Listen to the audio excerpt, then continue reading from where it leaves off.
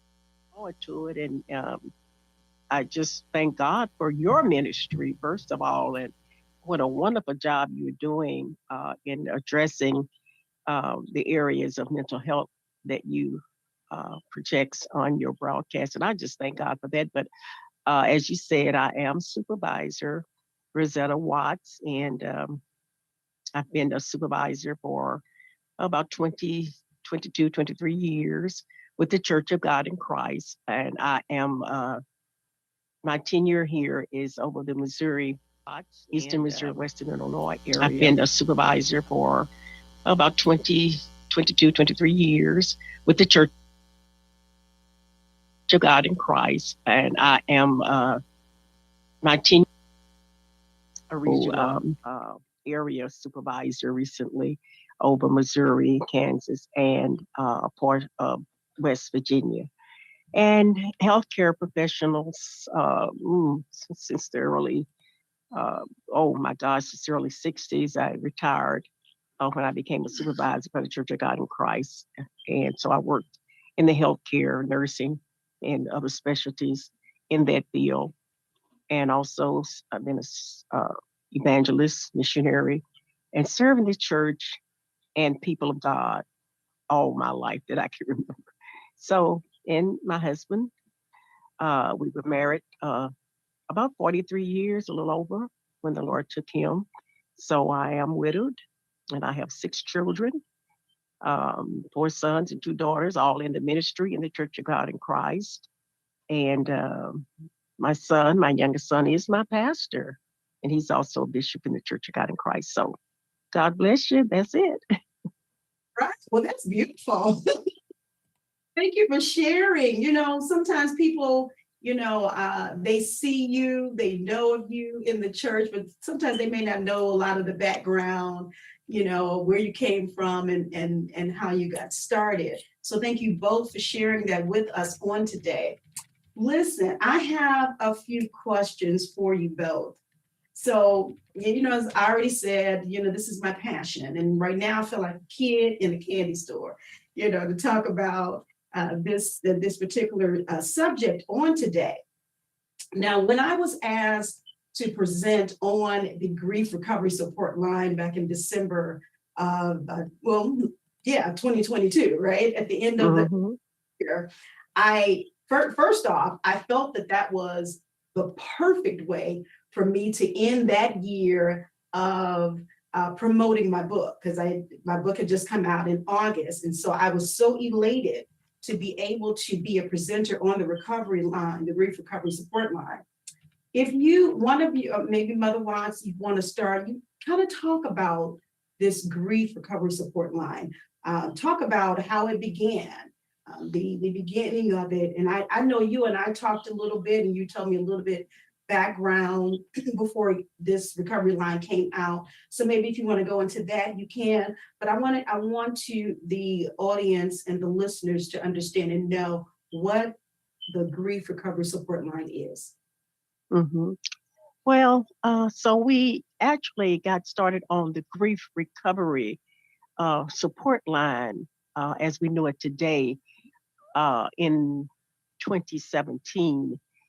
After the Mother Barbara McCool Lewis became our national supervisor, our general supervisor of the Church of God in Christ. And so that being said, she actually asked me during her first year, would I be willing to take on the task of a support group. And this was before COVID came out. As you know, COVID came out, and we learned about it in 2019, I believe it was 2019. But she had asked me about that because she is a woman of vision, and she is holistic in her ministries, and she incorporates the women of God in so many areas and facets. And when she asked me that, it really was right in line with what I had been doing all along. And I had started this, as you said, I mentioned it, and I'm not going to go into a lot of that, but when I became the supervisor of this area, I had always believed in holistic ministry. I'd always believed in mental health, because being in the healthcare professionals, that, we deal with the total man. We don't just deal with the physical part, but the mental and the emotional and spiritual part of man. And so it was my desire to see more Christian counselors. And I had started out myself in counseling, religious counseling. I attended one of the schools that Joyce and I both attended, but it was in Christian psychology. And I did undergraduate studies, working toward my bachelor's in that area. And I had to transfer over because of the illness of my husband. But because of that, I'd always wanted to see more counselors dealing with various areas. So I started this particular ministry. It was called the Grief, and it was more like a support grief recovery type of setting, where we had just about any and everybody coming, but we definitely wanted to build with grief and crisis support group for women that were having trouble with those.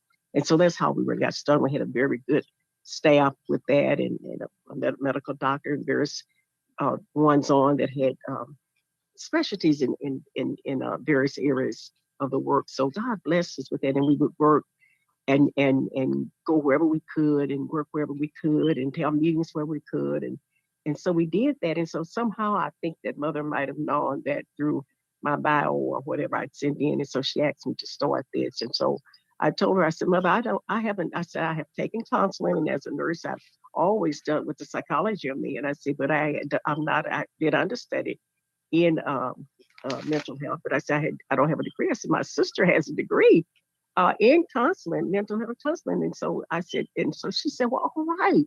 And from that point, she asked us to work together as co-facilitators of the Grief Recovery Support Line. And that was in 2017. And we got started. We were given the privilege to set it up. And she and I worked together and we began to bring in various persons. And then from that point on, we've been serving in that capacity with a very, not a large staff, but a group of supporters that work with us. And they work diligently. Uh, Two of them have their degrees in counseling. One is working toward a degree in counseling, and the other one has a degree in counseling. And others all have various areas where they work with the human behavior and human health. And that's what we do. And I just believe that the Lord is close to those of a broken heart, and He saved those who is crushed and have a contrite spirit. And I believe that our uh, ministry, and it is a ministry of grief recovery, is what we need. And thank God, when COVID came in the way it did, we were able to serve so many. We even had a special task force that served on a daily basis. And it was I had about 10 or 12 ladies work with me from various states across the United States. And we were taking calls all day, every day to serve these persons who had lost loved ones. And this pandemic had hit us so hard. So it was already in place. And so we thank God for the ministry. Oh, that's beautiful. That's some great background there that you shared with us. So it started in 2017. For some reason, I was thinking it started when COVID hit. But as you said, Mother McCool Lewis, she's visionary, and she is led by God. And I know that had to have been something that God instructed her to have to begin, because you're right. We see how it is so much needed. I talked about this last night. How the world just shut down. I mean, it affected everybody. And you had individuals who were, already probably dealing with the mental health crisis, and then you slam a pandemic on them and tell them you can't go out. When we were on lockdown, you can't go out, you can't do anything, you can't, continue on like you would normally do. So what is that going to do for an individual's psyche? So and then, with the grief and losing people, it just all came, just slammed us. So I'm grateful for the vision and the support line. So now when you started it, what was it always, the calling into the number to just, be able to have this support? Or I don't know why, I'm not sure why I was thinking it just started in 2020. How was the setup always the same with the calling in? We started out with Queen Level. She gave us the go ahead to work. It was announced publicly at one of the conventions, and we passed out cards and flyers. I think Mother Graham, since Graham had Joyce had gotten some cards made up, and we began to propagate and advertise what we were doing. And from that point on, we had a time set, which they gave us, and it was really during the day hours, but we were given a time set, and they began to we start posting it on Facebook and all of the other medias that we could, and true to to what it was supposed to do, the people began to call in. And even that, because as you said, before pandemic hit, before COVID hit, people, and my thing is this: death is inevitable. Yes. It's not a matter if, it's a matter of when. Yes. And that's the thing that we don't like to face, unless the rapture come and get us up out of here without going through the process of death. And then if death is inevitable, then of course grief is, the trauma of grief, and people have been wanting to know how to get through it and not understanding. And people, especially in the church world, they seem to want to cover it, to appear strong. And so we urge them as I began to talk at the various conventions, I would urge them to, allow yourself to grieve. It's okay to cry. It's okay. But what we want to do is so that there's somebody available that can help you walk through the processes of grief. There are steps and there's a process to grieving. And we said grief recovery, but I'm not sure that you will ever totally recover. Yes. You mourn and then you grieve, and then grieving goes on and on and on. It gets better. The intensity gets better. But what we let people know is that it's something that you will have available and a resource to support that when you need this, you can come back to this. And so, yes, we started online and we started with the call-ins, and the people began to call in, and the numbers would fluctuate just as any other media, uh, broadcasting or whatever does. But various ones, and we were able, different people from, especially in the church world, from, death has no you don't, in other words, there's no grading to it. It's no, big eyes and little U's. If when death hit, it don't care who it is, it's traumatic. It's one of the, it is the most traumatic thing you can go through, here on earth. And is to experience the death of someone you love. And so with that in mind, we opened it up, and the people we would get, and what we would do, Sister, that we would get presenters. We would get people who had maybe had a loss or reached a loss in a category.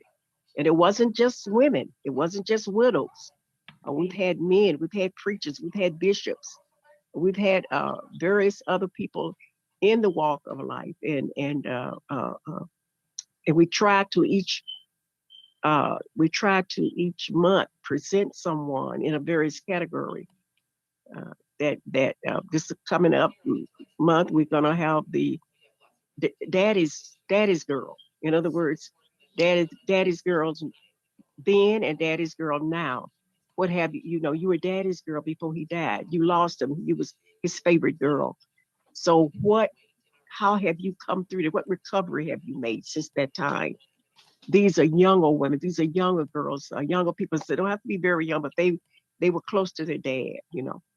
We've had siblings. We've had certainly women that have lost husbands. And some of them are so they don't know where to go or what to do.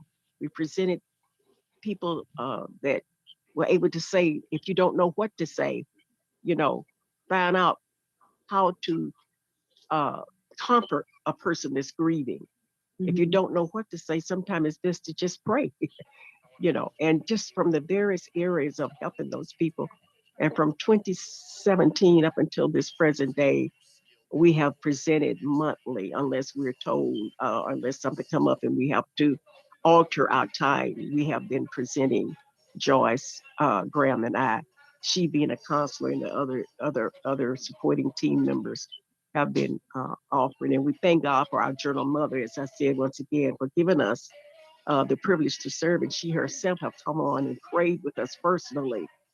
Yesterday, the Grief Recovery Live prayed an hour. We have all of the facilitators of various groups. We have one group that is a caregivers. I'm a part of that.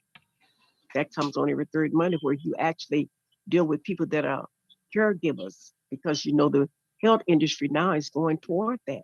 They're not keeping people in the hospital long as they had before. So people are caregivers at home, and they're someone don't know how, what to do or how to deal with it, how difficult it is.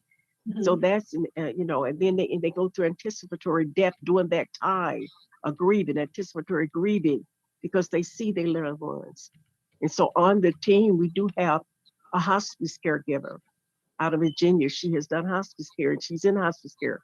So she's able to present and help and bring questions and so on and so forth. I have upcoming a position where we'll be talking about the different stages that phases that you, in other words, if you're sick and you're critical and that family is not sure what to do or what code status they want, mm-hmm. This physician would be able to share with them what each stage, what it means. Code 1, what that means.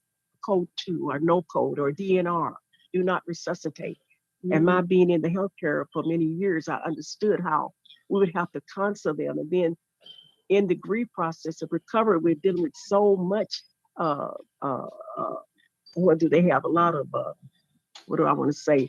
Guilt, you know, Mhm. guilt. And sometimes that guilt is false guilt. They feeling they could have done more. They feeling they shouldn't have had them on that. So all of these different elements of grief recovery is there.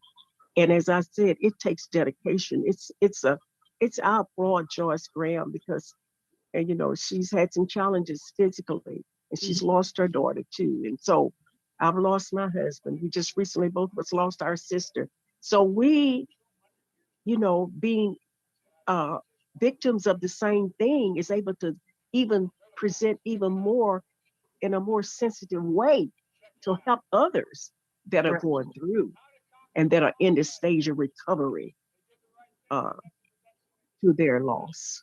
Yeah, yeah. Well, I'm so excited. Can I just say this?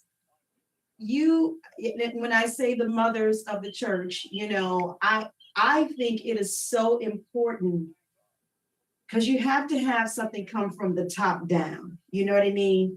Mm-hmm. We need those who are above us or leadership positions to be able to address things like this. And I am just so grateful again, that this has been established. And like you said, you both have gone through your own challenges, if you will, but yet you're still there being able to help to minister to others because, and I think I heard you say it earlier, Mother Watts, you saw the need. You felt that there was a, Mm-hmm. you Oh, know, yes. for the Christian therapy and the individuals to be able to handle this because we'll just be honest. Too often time, especially in the church, that's not something that will get addressed, and sometimes it gets kind of pushed to the side, and then people they don't know how to handle what they've gone through because it's not being addressed and they're not being instructed or being able to say, okay, if you need to talk, okay, just talk it out, just talk it out. You know, Mm-hmm. sometimes talking it out can help individuals, but we don't have that too often in the church. Mother Graham, I want to ask. Yes. I know she mentioned about how Mother McCool came to her and asked her to start this up, and then she threw your name into the pot. Maybe you're back. I know sisters, we can do that to each other. Oh, but my sister, she has that. I can see one of my sisters doing that to me. So when she threw your name into the pot, how receptive were you? Uh-oh. To be able to come on and participate in this ministry. Were you receptive? What were your thoughts on it? That's a good question. I wouldn't use the word receptive. I would say, I would say because she's my sister and she thought enough of me to recommend me. I think that's what it was at the beginning. But as I got more involved into the ministry of, helping people deal with grief, I realized that I was still in my own private grief process. Because remember, I lost my daughter in 2016. So as I was ministering to people who were grieving, I found out that I was also being able to work on my own grief process. And I found that the more I ministered, the better I was able to deal with my own personal grief. Because a lot of people think just because a person is a counselor, that they can handle it. But I found out that, even though I said when I introduced myself that my special area was grief, that does not mean that I'm an expert in grief. I don't think anyone is an expert or a grief expert. But I can say that what we tried to do when we first started, after Mother approached Mother Watts with the idea of doing a grief support line, what we've tried really hard to do is provide a safe and comfortable platform for people to share. Because, you know, people in the church and out of the church, I'll just say African Americans in general, and I hope I don't offend anyone, but this is just true. We are very reluctant to, you know, to share or to expose or to be transparent with anything that we're dealing with emotionally or mentally or even sometimes physically. And we have a hard time seeking the support and the help that we need. So we've tried to offer a safe environment, a comfortable platform. And I think with the help of God, we've been able to do that. And this work couldn't have come at a better time for me because, as you said, it was right before the pandemic where people lost loved ones. It was also right after I lost my daughter, which really helped me deal further with that loss and just helped me to be able to minister to people in general.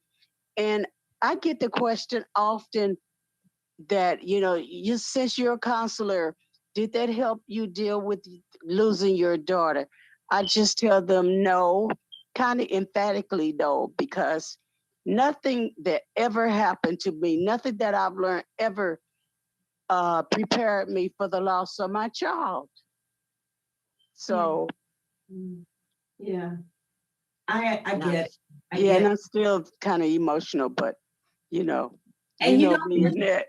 and guess what? That's okay. That means you're human. That means you're human.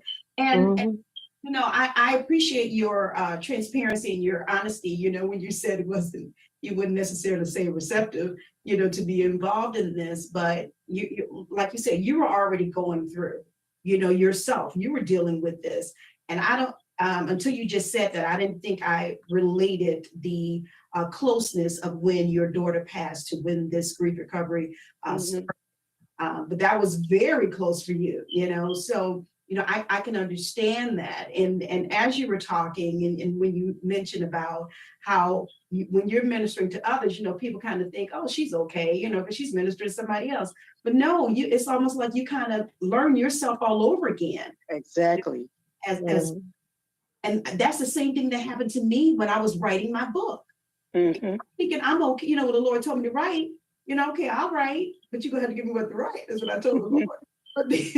But then, you know, as I'm writing, and I'm like, okay, I'm supposed to be writing this so I can help somebody else. I said, but woo, there's a whole lot that there's still a tinker up in there, you know, that you know, with me, you know, because I had to relive everything, you know, my brother's demise.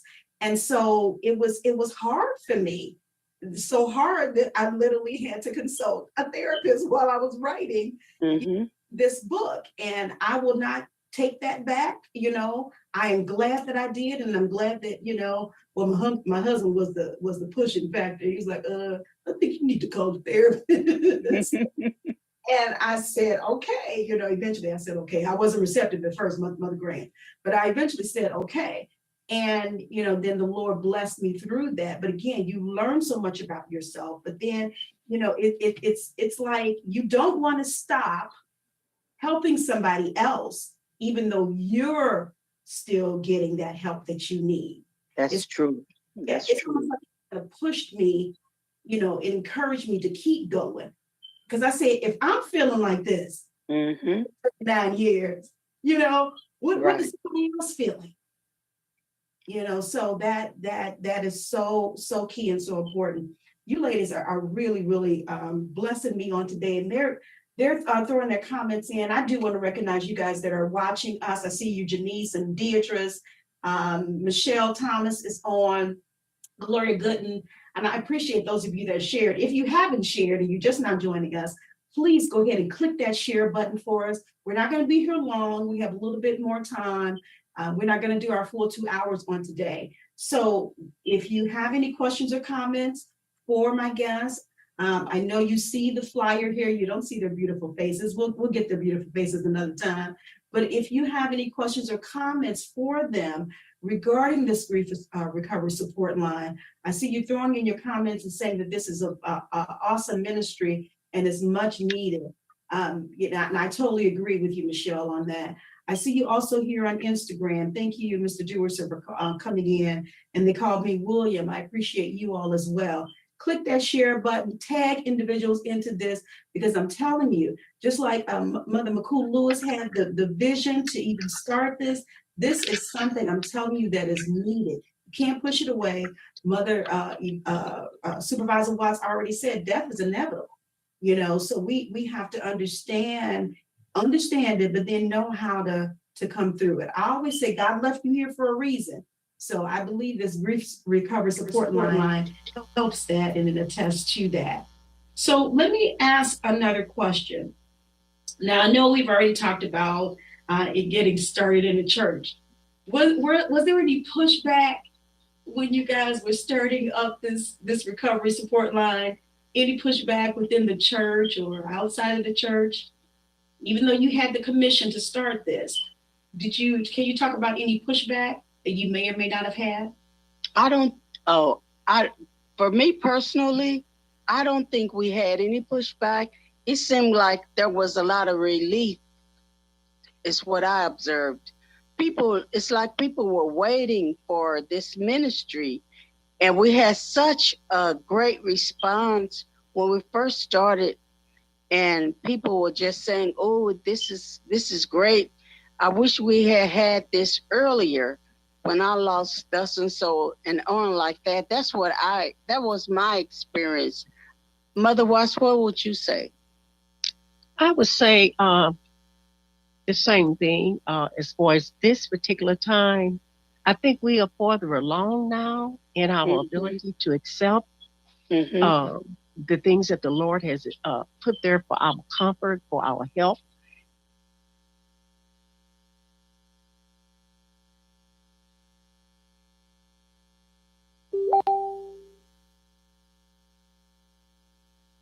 We have accepted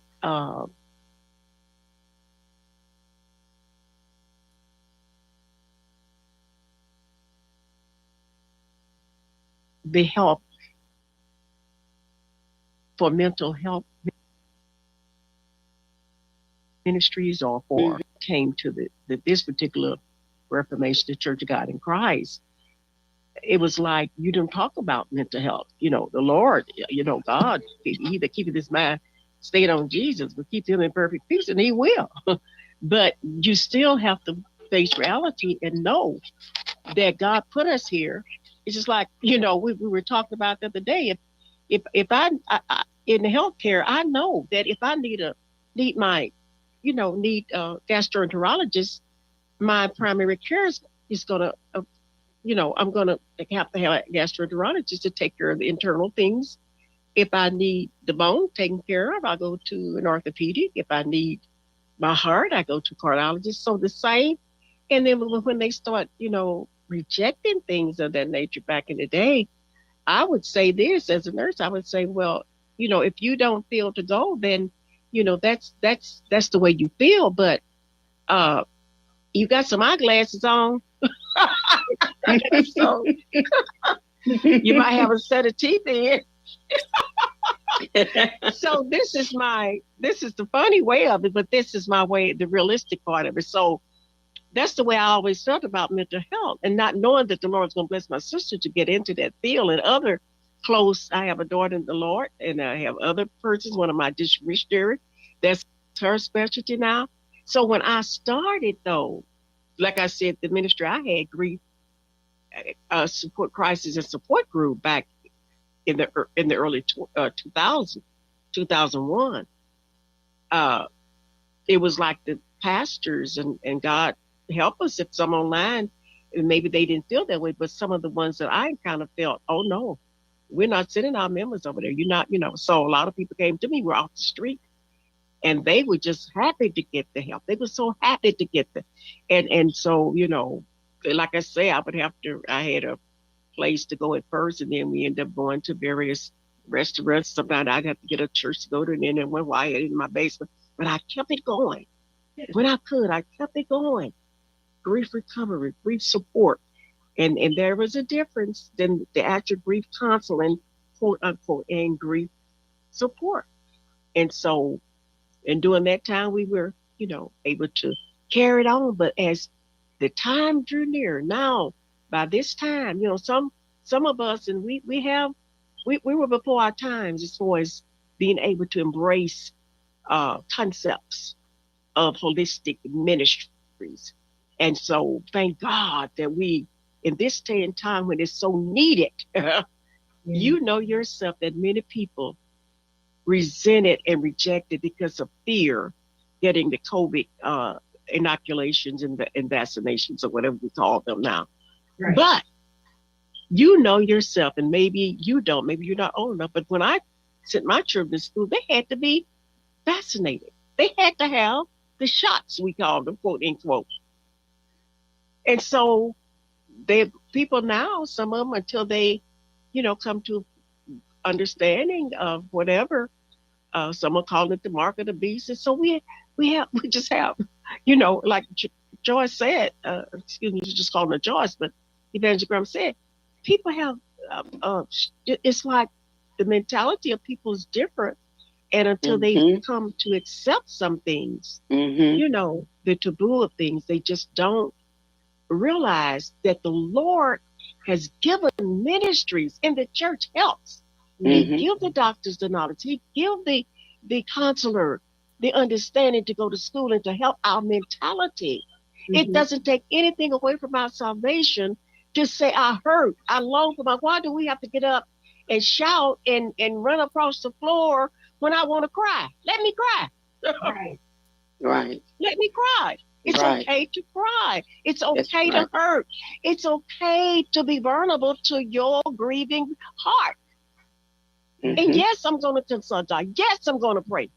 Yes, I'm going to lean on him. But if there's a person that'll say, look, there's some stages to grief. There's a process to this. There's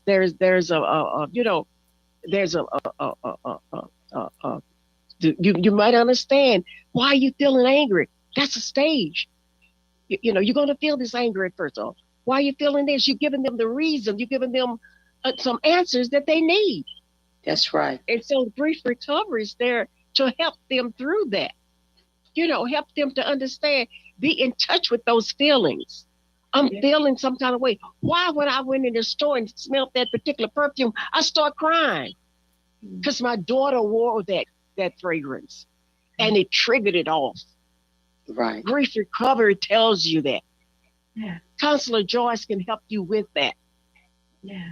You're in a place where everybody's feeling the same thing. So if everybody online is crying, that's our safe place. That's our place that we feel a certain camaraderie. Right. We feel a certain support. Right. Because if you cry, I can cry too. And I won't feel a disconnect. Yeah. Yeah. And may I add, she just triggered a thought that while she was talking, and she covered it so well. But in terms of the church, getting back to your original question, you know that there was a stigma attached to anything other than something spiritual. So that would be the only pushback, because people in the church in various reformations just feel like everything should be spiritualized. But you always say, Annette, you always talk about being holistic, mind, body, and soul. And so one of the things that we try to emphasize in grief recovery is that man is a triune being, spirit, soul, and body. So there is an emotional part of man that has to be addressed. So I see God removing the stigma. And while we, talk about emotional parts of grief and the mental part of grief, because grief is all encompassing. It affects your mental, your physical, and your emotional being, as well as your spiritual, I would say. So, we of course we talk about prayer, and we do pray all the time. while we're in session. But we also talk about the other parts of the man, you know, the mental and the emotional and the spiritual, because like I said, man is triune, and that's how God made us, and God addresses all of that in the Bible. In his word, he talks about it. So we can't ignore that. And so I think the stigma that used to be is being removed. God is doing it slowly in his time, you know, because God does not force stuff on us. But like Mother said, he gives us what we need in terms of sending people with the various gifts and ministries. So that's how our God, that's who he is. He cares about every area of our lives. Oh my goodness. And see, this is why I love both of y'all. Simply because of the things that you said.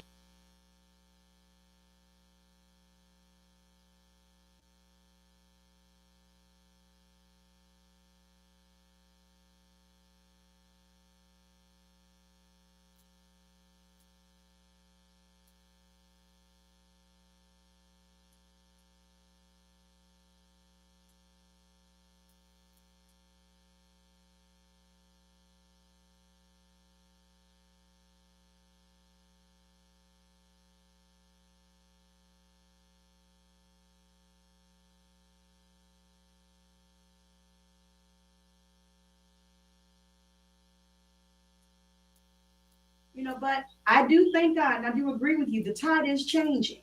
The tide is changing, and I believe more people are being more receptive to, you know, being able to get whatever help they need, mental health and all of that.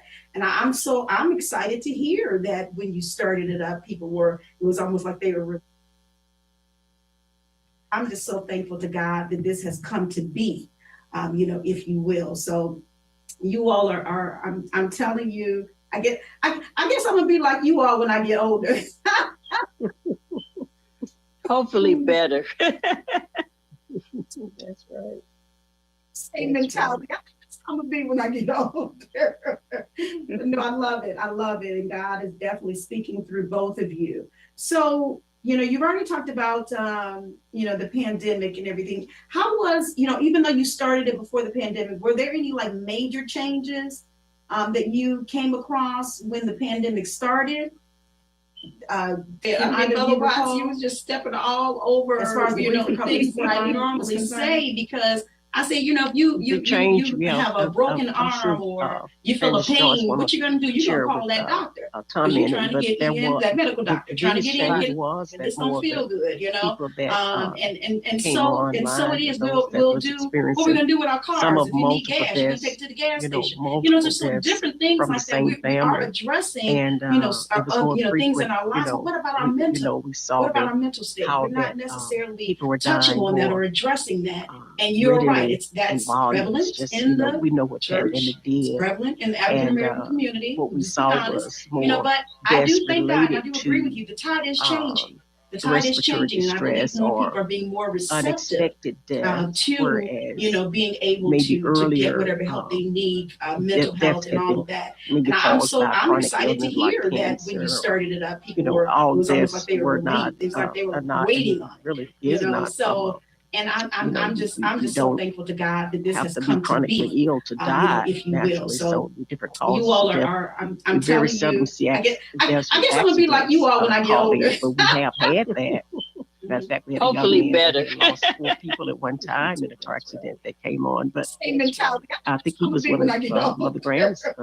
No, I love it. I love it. And God basically, is speaking through after both pandemic, of you. So you know, you've already talked about you know, the pandemic and everything. How was, you know, even though you started it before the pandemic, were there any like major changes that you came across when the pandemic started? And basically, your age people. Can either of you recall? We get more women calling in as far as the grief recovery support line. Men. But I think, but a lot of men listen because I know I have. And basically, I know your age that listens. We do get more women calling in like to women than we do men. because they naturally but are I think, emotional. Mhm. You know, a lot of and men so we listen saw an because I know I intensity. have. I know We saw like the people women that that were verbal because they naturally their are more grief was so emotional, Mhm. traumatic, and and so we because saw they an weren't intensity. expecting it. We With saw people with that the COVID, their because grief was the so losses was just totally traumatic. unexpected It was in most because cases. they weren't expecting it. With Okay. the Did you want to Yes. add, with the Graham? Yes, COVID, and I because would the agree losses was totally just with what totally Mother said. unexpected in most cases. I don't know Okay. of a Did you want to person add, Graham? who Yes, and I would the agree totally pandemic with what did Mother not said. affect. It Um, affected everyone I that I don't know of. a person, And of course, as she who said, people the were pandemic dying did not affect. It affected everyone that I in know of. large numbers. And of course, as she Especially, said, in St. people were Louis dying and in our particular in large denomination, numbers, especially especially from in COVID. St. Louis. So yes, Mhm. things and did in get our really intense, particular and we did get a denomination, lot directly from COVID. So Mhm. yes, things did get really intense, and we did get a lot of calls. We even had, Mother Watts, if you remember, we had a young lady who was widowed because her husband died from COVID. So, and she came on and talked about that, how he had contracted COVID and died. And she talked about her experience with that. And of course, she was grieving heavily, but she was able to come on, and a lot of people related to her because, like I said, almost everyone was affected by COVID in some form or another. Mm. And while no Def- one died in our family, we had several people who, contracted COVID. I myself contracted it as well. So yes, COVID affected us greatly. And if we weren't affected, or if we didn't hear of anyone dying, just the fear of what could be or what might be was a factor as well. Right. And then all of our presenters were not our audience. The people that come on are people that maybe don't participate in the question answer, or maybe just having something to say, and they wouldn't be presenting, but they would be on because they would have lost somebody from the COVID pandemic.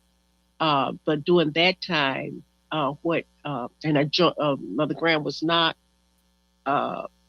with the what we call the what did we call that? It was like a rescue. We took calls every day. I named it earlier, but we had to actually take calls on a daily basis, and this was a extension or a segment of what we were doing with the brief recovery. But Mother had us doing what we call it was just, I mean, it was, like I said, I had 10 ladies from different states, from Washington, New York, on to California. I had 10 ladies working with me, and we had to take calls, and we all had the time slot. This was during pandemic, and we all had a time, and you started calling, but people would not even honor the time that was on the flyer. They would just call at any time of day. I would be in the grocery store, they would just call, and I would be driving, they would be calling, oh, I need help, oh, I just lost this one, just lost that one. And so this is we took those, it was a task force, that's the word I'm looking for. We had an extension of grief recovery called a task force. Yeah, and it was dealing with crisis too. Crisis, wasn't it? Mm-hmm. Yeah, it was. Well, the crisis was there, but the task force was dealing with the it was grief. It was all grief that those that were dying, and because Mother had called me personally, she said, it was they were calling her office, and she had to set up something to divert because she held so many administrative things, and she couldn't sit there all day and pray for people that were. So we had 10 ladies. Praying all over the United States basically that's what I had got them, and then we were taking calls on a daily basis. That was during the height of our COVID pandemic, and after that, I told Mother, I said, Mother, we got prayer groups now springing up everywhere. I said so they can kind of help share these calls because it's really was interfering with personal life and everything else. I couldn't even go shopping because it became so heavy. But after a while, it began to abate, and it began to calm down some, and the people are calmer now. But we have a very, as you can see, we have just a, I don't know what you call it. It just bloomed out prayer ministries everywhere now, Mhm. everywhere. And of course, your ministry, Sister Nat, is so needed. It's Yes, so it needed. is. And Yes, it is. I thank God for your ministry too. I just want to say that while I'm talking, that it is so needed and it's targeted for. I didn't realize that until you spoke. And I think Joyce might have said that, but you know, I multitask so much, so I'm listening and I'm hearing and I'm listening to 15 dozen things seem like one time. but Mhm. but it is beautiful. It is just beautiful, and we enjoyed you immensely when you shared with us from your book. Yes, yes, and the book is With a solid heart. outstanding. Yes, the book Yes, is outstanding. and I want to, as I said earlier, and I have not had a chance to do that, but I do want to order several because I give books as gifts, and I Okay. do want to give and share that book, your book, with some others. Mm-hmm. Well, I appreciate that. Thank you for those kind words, ladies. I appreciate that. I'm gonna tell you, I I think I had Mother Joyce going right before that interview. I kept asking her so many questions. I said I want to, because I just wanted to make sure everything was right. She started laughing at me. The message. She was like, "You so cute." That's what she said. I just wanted to be prepared. You know what I mean? I think I woke up that morning. I knew it was coming, but I woke up that morning. I had a little anxiety. I'll just tell you that much. But again, But it was wonderful. You were wonderful. Excellent. Just She was you were excellent. beautiful. Brought a lot of insight Yes. to how people suppress when they should be, when they should be acknowledging and coming face to face, but they don't realize it's Mhm. grief. It's grief. They don't realize they have suppressed right. the Mhm. process of grief because, like you say, you get involved with others, you neglect to be in touch with your own feelings. So you layer it, it becomes layers and layers and layers of suppressed emotions. And then many times it comes out negatively. That's why a lot of people don't realize from the physical standpoint, they're experiencing this, that, or that illness because they have not grieved properly. Right. They have not grieved properly. And then when it does come, sometimes they fall into a strong, I know one interview, a strong anxiety phase, and they start having anxiety attacks and don't know why. But when they did go to the doctor and when they did get diagnosed with whatever, he said, "You are grieving. It's grief that you did not process." So we're learning. We're learning. We're learning to get in touch with our bodies and our feelings. And this is why it's so important to have programs and to have counselors and to have people of experience and sometimes, just a good old. So I have a little back and a little education here and there and everywhere, but it's still I don't consider myself a specialist in counseling, but I do have the experience. I have dealt with people all my life. I've nursed, and as nurses, you got to have psychology, you got to have all of it. You got to know how to deal with people from every aspect holistically. That's why you hear me use the term holistic. And in my ministry, I was evangelized. I dealt with people. I talk to them every day, in that. And now I'm more administrative, but I'm still dealing with people. So all of that counts. It helps. So we learn to utilize what the Lord has given us. And when we bind our forces together, and bind our gifts together, and bind our knowledge together, and I don't try to be a many masters. We know how to refer. We know how to refer, use our referral systems, and whatever. And constantly learning. It's a learning. I just came back from the leadership conference and all of this stuff. And guess what? Guess one of the main classes was on? What was grief. that? Dealing with grief. Dealing with trauma. Yeah. Yes, ma'am. Dealing with emotional, mental issues in the church. In the church. In the church.